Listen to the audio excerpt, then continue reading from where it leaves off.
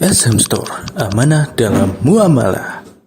Assalamualaikum warahmatullahi wabarakatuh.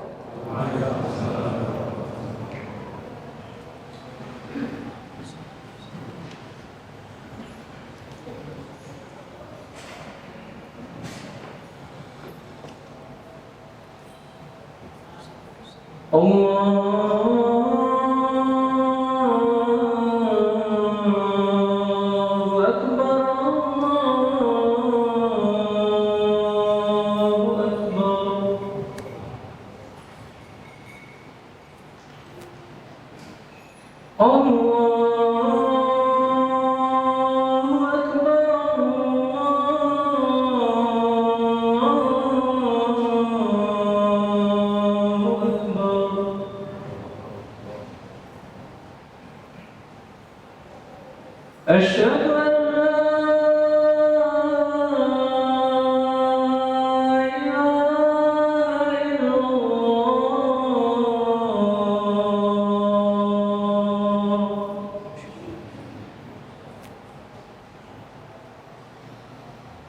أشهد أن لا إله إلا الله.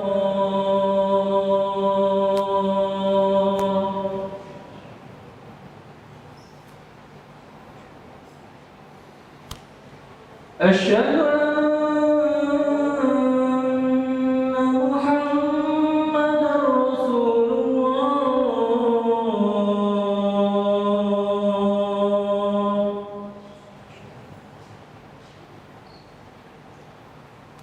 أشهد أن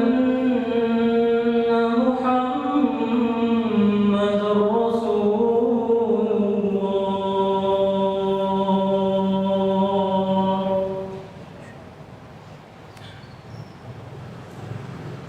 حي على الصلاة.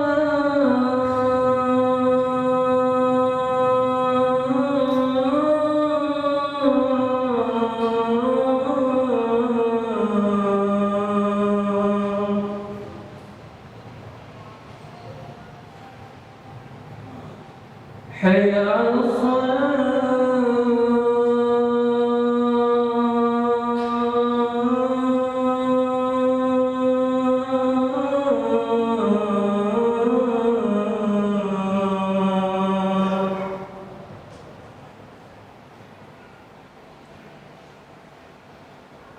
حي على الفلاح.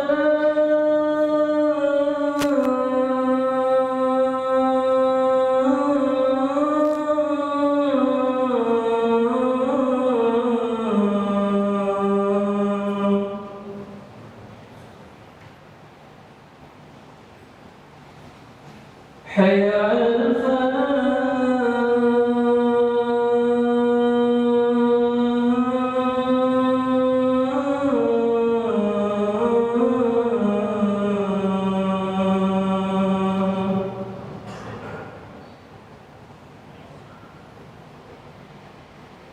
الله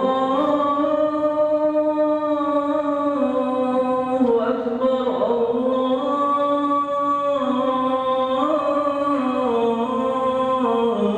الله أكبر.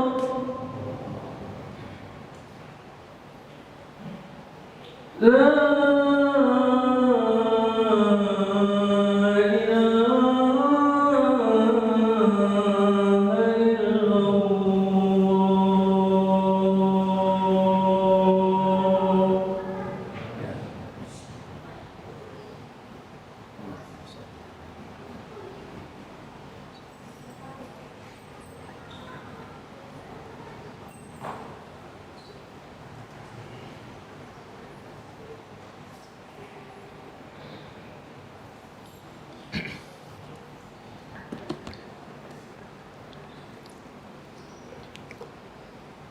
إن الحمد لله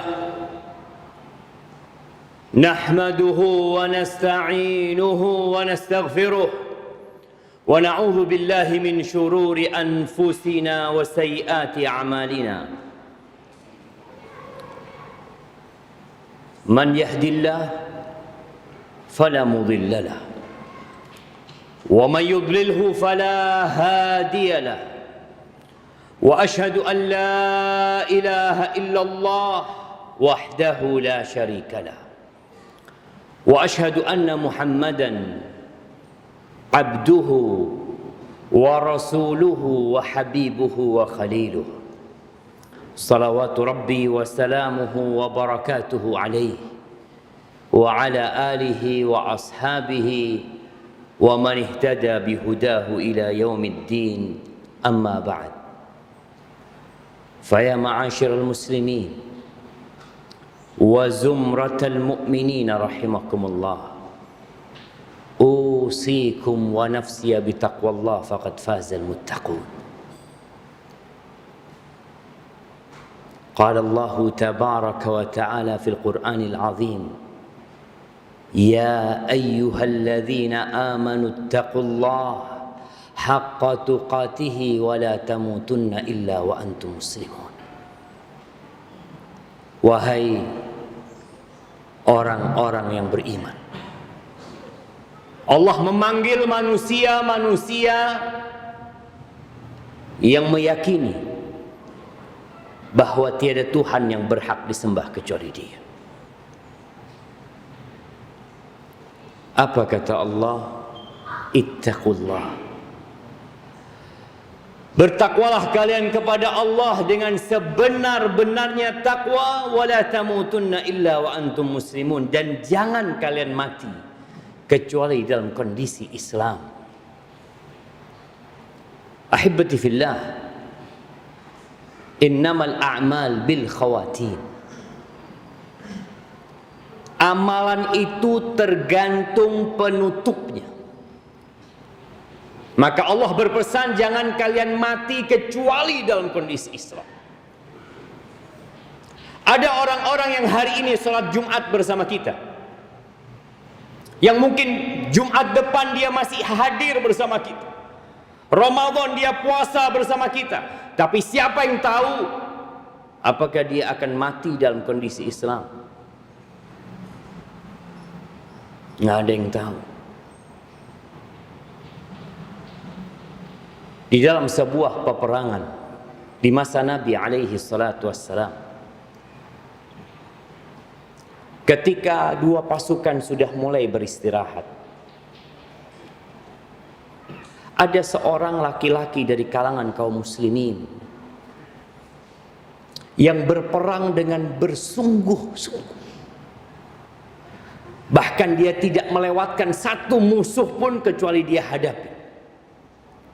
Lalu ada obrolan dari para sahabat yang mengatakan, ma ajza'al yawm misal ma ajza' fulan. Hari ini enggak ada yang perjuangannya, yang pengorbanannya seperti fulan. Apa kata Nabi SAW? Amma huwa famin ahlin nar. Oh, orang itu dia penghuni neraka. Para sahabat tatkala mendengar ucapan Nabi SAW ini, mereka heran. Kalau orang yang berjuang seperti ini masuk neraka, bagaimana dengan yang biasa-biasa perjuangan? Maka salah satu di antara mereka mengatakan, ana sahibu, aku akan ngikutin orang ini. Kok sampai orang ini divonis masuk neraka? Diikutin sama salah satu sahabat. Ketika dia lari, sahabat ini ikut lari. Tatkala dia lambat, sahabat ini ikut lambat. Sampai terakhir ternyata orang ini terluka. Parah lukanya. Dan dia nggak sabar menghadapi pedihnya luka tersebut. Dia ambil pedangnya, dia letakkan di dadanya, kemudian dia runtuhkan dirinya. Mati bunuh diri. Akhirnya sahabat yang mengikuti orang ini balik menjumpai Rasul sallallahu alaihi wasallam. Lalu dia mengatakan, asyhadu annaka Rasulullah. Aku bersaksi bahwa engkau adalah Rasulullah. Sahabat ini muslim. Maka Nabi heran, kenapa engkau mengatakan itu kembali? Maka dia cerita, ya Rasulullah, tatkala engkau mengatakan fulan termasuk penghuni neraka, kita ini bingung gitu. Akhirnya anak pun mengikuti orang tersebut. Ternyata orang itu matinya bunuh diri. Jamaah rahimakumullah, kita semua ingin husnul khatimah. Ya, proses untuk menuju husnul khatimah itu penting. Kita harus berpikir, apa langkah-langkah supaya kita mati husnul khatimah? Yang pertama, jujur sama Allah. Kita harus benar-benar punya waktu khusus berdua sama Allah Azza wa Jalla. Banyak di antara kita hanya beribadah tatkala ada manusia. Dia bersedekah tatkala banyak yang lihat. Dia berangkat ke masjid, sholat di masjid tatkala banyak manusia yang memandangnya. Tapi bagaimana kondisi kita tatkala kita sendirian, dikala tidak ada manusia yang melihat kita? Apakah kita benar-benar beribadah kepada Allah Azza wa Jalla? Atau kita hanya pura-pura beriman?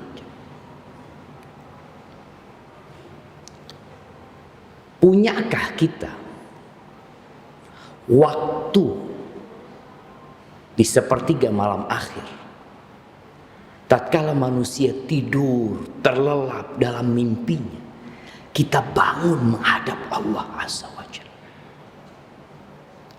Lalu kita menghamparkan sejadah kita, istri kita nggak melihat, anak-anak kita nggak tahu. Punyakah kita waktu itu? Kalau kita melihat 7 golongan yang kelak akan mendapatkan naungan dari Allah Azza wa Jalla pada hari kiamat, yauma la dhilla illa dhilluh, pada hari tidak ada naungan kecuali naungan yang Allah berikan pada hari itu.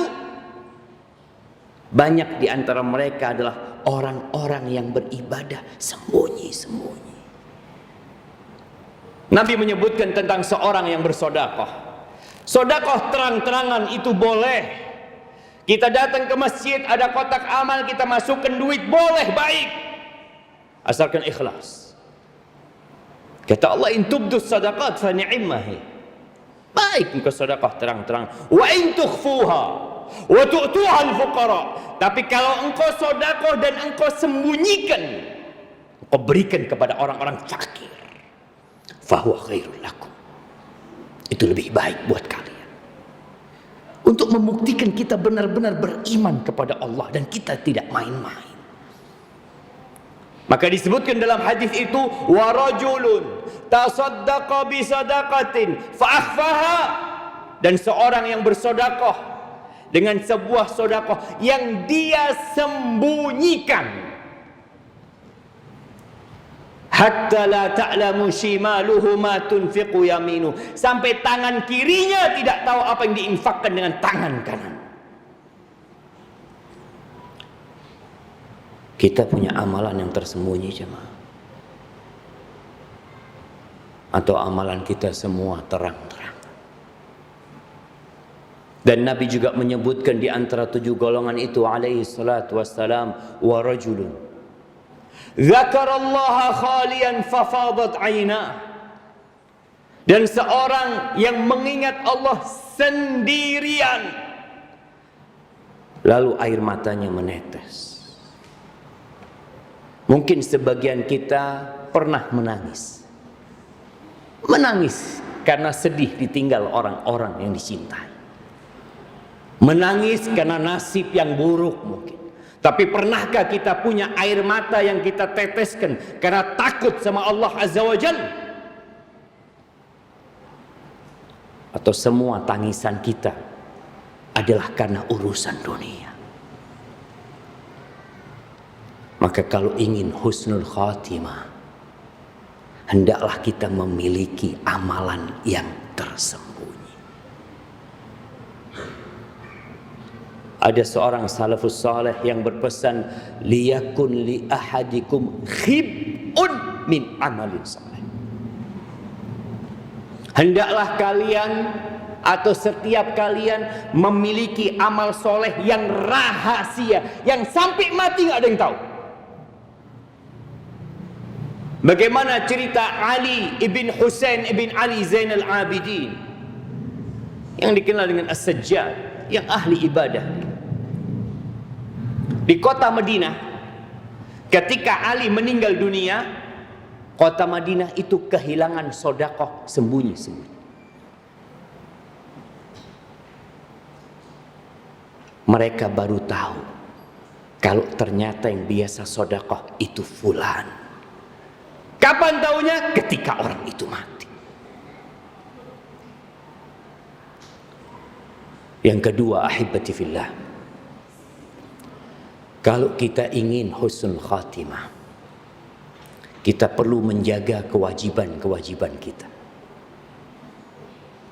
Jangan sampai bolong-bolong sholatnya. Ya, kadangkala sebagian mengatakan, ana kadangkala beribadah, kadangkala berbuat dosa. Gimana kalau engkau mati tatkala engkau berbuat dosa? Maka tatkala berbuat dosa, segeralah bertobat kepada Allah Azza wa Jalla. Karena kita nggak tahu kapan ajal itu menyebut kita. Yang ketiga, jangan menunda amal soleh. Sebagian kita itu menanti-nanti. Oh, nanti, besok, pekan depan. Ada yang berpikir mau berangkat umroh, mau berangkat haji, dia dalam kondisi mampu, dia mengatakan nanti saya akan berangkat, tahun depan saya akan berangkat, saya akan daftar. Ternyata ajal menjemput dan dia tidak pernah berangkat haji. Padahal dia sudah mampu haji. Wajib sudah haji buat dia. Badiru bil a'mal. Kata Nabi SAW, segera kalian beramal. Segera. Kadang-kala kita dengar nasihat, dengar ceramah, dengar kita, tapi kita tidak segera mengamalkan. Kata Nabi SAW, badiru bil a'mal. Segera kalian amalkan. Fitanan kaqita'il lailil muzlim. Sebelum datang fitnah-fitnah, kekacauan-kekacauan yang seperti potongan malam yang gelap gulita. Yusbihur rajulu mu'minan. Pagi harinya dia beriman. Wa yumsi kafiran. Sorenya sudah kafir. Wa yumsi mu'minan wa yusbihu kafiran. Sorenya masih sholat maghrib. Subuhnya sudah berhenti, tidak sholat lagi. Dia sudah kafir. Kenapa itu terjadi? Yabi'u dinahu bi'aradin minad dunya. Dia menjual agamanya. Dia jual agamanya untuk mendapatkan sedikit dari kenikmatan dunia yang sebenarnya akan dia tinggalkan. Cepat beramal. Wa anfiqu. Kata Allah, wa anfiqu mimma razaqnakum min qabli an ya'tiya ahadakumul maut fayaqul rabbi laula akhartani ila ajalin qarib fa'asaddaq wa akum minas salihin. Allah katakan kalian infakkan, kalian keluarkan harta itu yang kami berikan kepada kalian sebelum datang ajal kepada salah seorang di antara kalian. Lalu dia mengatakan, wahai Rabbku, kalau engkau undur sedikit umurku. Kepingin apa? Fa'asaddaq. Dia kepingin sedekah. Tatkala dia melihat malaikat-malaikat datang dengan kafan yang dibawa oleh mereka, dan melihat malaikat maut hendak mencabut nyawanya, dia mengatakan, tolong undur waktuku sedikit. Kenapa? Dia sayang dengan apa yang dia kumpulkan dari harta, yang membuat dia telat Jumatan selama ini. Dia sayang, ternyata semua harta itu ditinggalkan. Rumah ditinggalkan, jabatan ditinggalkan, tanah-tanah atas nama dia semua ditinggalkan. Dia ingin satu, fa'asaddaq. Izinkan aku mau sedekah aku. Wala yuakhirallahu nafsan idza jaa ajaluha. Enggak ada sudah. Kalau sudah datang waktunya, maka jangan menunda-nunda amalan.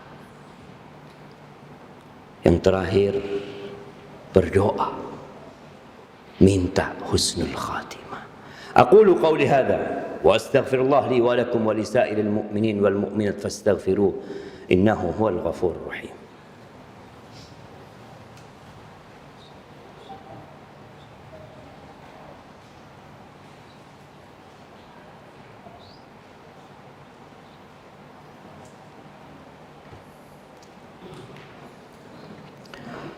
Alhamdulillah wa kafa. Wassalatu wassalam ala nabiyil mustafa sayyidina wa maulana Muhammadin wa ala alihi wa ashabihi wa man iqtafa, amma ba'd. Bicara doa minta husnul khatimah, berapa kali kita minta sama Allah dalam sehari? Mungkin sebagian kita nggak pernah doa minta husnul khatimah. Nabi Yusuf alaihissalam berdoa mengatakan kepada Allah, tawaffani musliman wa alhiqni bis salihin. Ya Allah, matikan aku dalam kondisi Islam. Ini Nabi. Dan kumpulkan aku dengan orang-orang saleh. Doa Nabi alaihi salatu wassalam, ya muqallibal qulub, tsabbit qalbi ala dinik. Seringkali Nabi membaca doa itu. Wahai yang membolak-balikkan hati, tetapkan hatiku di atas agamamu. Matikan aku di atas agamamu. Apa kata para sahabat? Ya Rasulullah, amanna bika wa bima ji'ta bihi, atakhafu alaina. Ya Rasul, kami udah beriman kepadamu. Kami percaya yakin dengan apa yang kau bawa. Apa engkau khawatir dengan kami ini? Kata Nabi alaihi salatu wasallam, na'am, aku khawatir. Kalau Nabi alaihi salatu wasallam khawatir dengan sahabat-sahabat yang melihat Quran itu turun, yang mereka memandang Rasul sallallahu alaihi wasallam, bagaimana dengan kita? Beliau mengatakan hati manusia itu berada di tangan Allah Jalla Jalaluh, yuqallibuha kaifa yasha. Allah bolak-balikkan, terserah Allah. Maka perbanyak doa dan tanyakan kepada kita, berapa kali kita berdoa minta husnul khatimah? Berapa kali kita berdoa memohon supaya ditetapkan hati kita, khususnya di masa yang penuh dengan fitnah ini. Ahibati fillah, hari ini hari Jumat.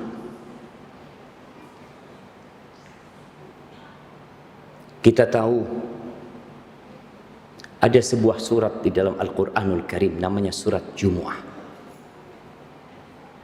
Tapi sebagian kita sampai hari ini belum tahu dengan aturan Jumatan. Masih banyak yang hadir tatkala khotib naik mimbar. Tatkala malaikat-malaikat sudah tutup bukunya, kita hadir. Tapi kita nggak pernah telat kalau bekerja. Disiplin. Oh, fulan worker orangnya, tidak pernah telat, bahkan pekerja teladan. Tapi di rumah Allah dia selalu berada di saf terakhir. Nggak pernah dia kepingin berada di saf pertama. Nggak pernah dia kepingin datang duluan sebelum orang-orang datang. Ada apa sebenarnya?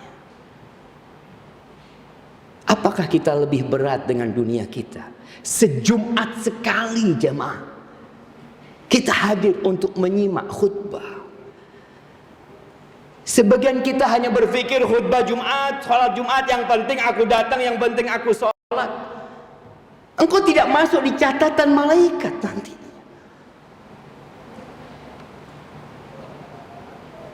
Maka jadilah muslim yang sebenarnya. Ketahuilah, tatkala engkau meninggal dunia, ada 3 yang mengantarkan: keluarganya, hartanya, dan amal. amalnya. Keluargamu yang engkau sekarang sibuk bekerja untuk mencukupi mereka. Hartamu yang engkau tumpuk supaya engkau bisa bersenang-senang, ketika engkau mati nggak ada yang ikut engkau ke kubur kecuali yang engkau sedekahkan. Amal saja. Maka berusahalah untuk meninggalkan pekerjaan kita jauh-jauh waktu sebelum khatib naik mimbar, agar Allah memberkahi hidup kita.